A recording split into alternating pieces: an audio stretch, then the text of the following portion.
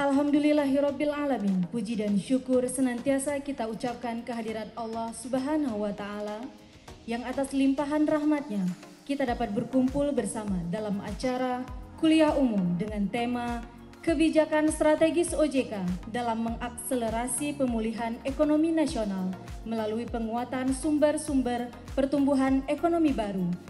Apa yang kita lakukan ke depan ini penting. Ini poin yang ingin kami tekankan, apa yang dilakukan oleh pemerintah termasuk OJK dan seluruh pemangku kepentingan. Yang kita lakukan, yang kita sanggah adalah UMKM. UMKM betul-betul menjadi perhatian kita, ya. Kita beri kemudahan, kita kasih subsidi ya dari perkreditannya, ya. Ya bahkan sekarang KUR sudah kita naikkan plafonnya menjadi yang tadinya hanya 295 triliun setahun, sekarang 385 kalau nggak salah. Nah, lantas juga ya UMKM kita lakukan pembinaan dengan kredit, kita lakukan dengan kelompok klaster. Nah bukan hanya itu aja, juga menjadi tourism karena sekarang udah dibuka ya. Itu menjadi andalan kita dorong ya, apalagi tourism.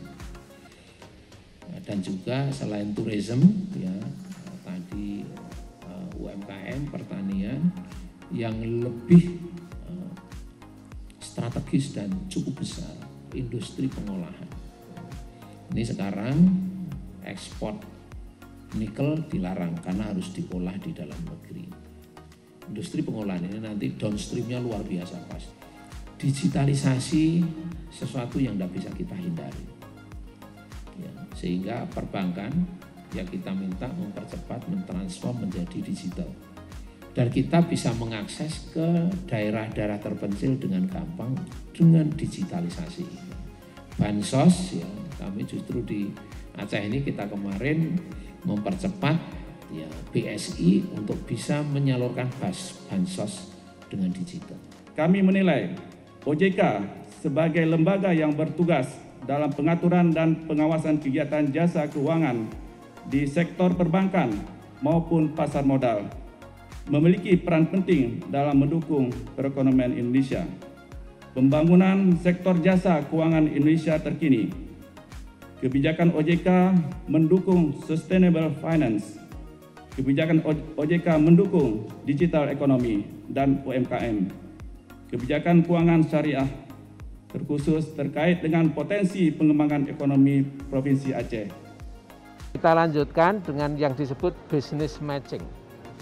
Business matching, ya diantaranya para pengusaha dengan investor, ya investasinya bisa dari luar Aceh, dan para pengusaha bisa memberikan input kira-kira proyek-proyek apa yang bisa diolah untuk di Aceh ini, sehingga bisa mempekerjakan orang lebih banyak lagi.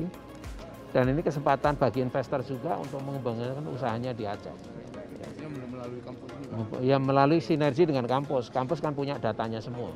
Pemaparan dari yang dijelaskan oleh profesor sendiri ternyata masih banyak pengetahuan yang selama ini tuh penting tetapi tidak kita ketahui. Bahkan ilmu itu sendiri tidak kita dapatkan dari pendidikan formal dan bisa kita dapatkan di kuliah umum ini.